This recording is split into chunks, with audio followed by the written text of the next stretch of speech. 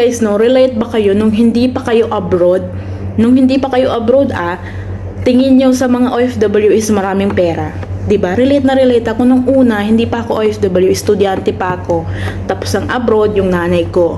So, naghahingi ako ng pera pag hindi niya ako nabibigyan kasi sabi niya, end of month lang kasi yun nga yung sweldoan nila. Sabi ko, may pera ka naman, meron ka naman sigurong dyan, meron ka naman save, ganyan.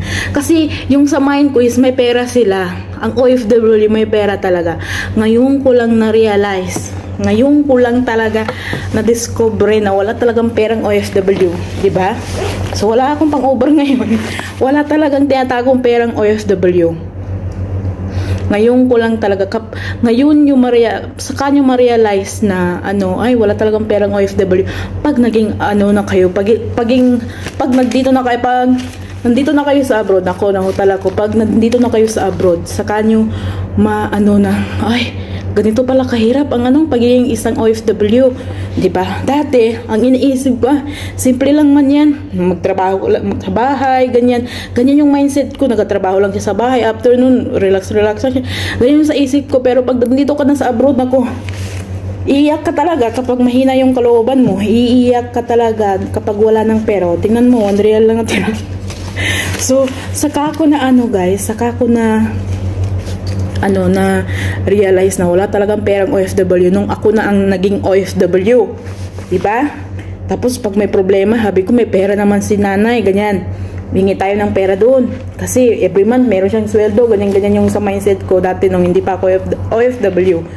Sabi niya, wag kayo, sabi, meron ka naman sweldo every month, ganyan yung sa utak ko sa kanya. Sabi ko, saka nyo ma-realize, nandito na kayo.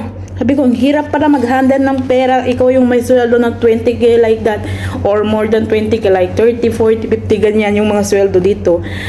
Saka nyo ma-realize kung kayo naging OFW, ang hirap mag-handle ng ang hirap mag-handle ng mga bills, o diba? Ikaw pa yung nag-iisip ng mga bills sa Pilipinas, ikaw pa yung mag-isip budget sa magkano yung bilhin nilang, ilang sako yung bilhin ng bigas, ilang yung budget nila sa mga coffee or mga something na kinakain nila doon.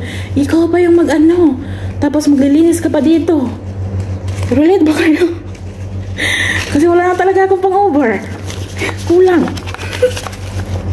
Hindi, ngayon ko lang na-realize, guys, ang hirap pala maging OFW dati. Sorry mama, masyado akong masyado akong sa iyo, parang talaga kita na, pinipiga talaga kita na may pera ka ba dyan, may pera ka kasi may sweldo ka, every month.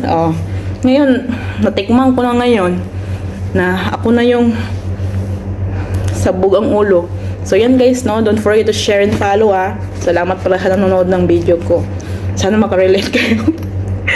Grabe. Okay lang.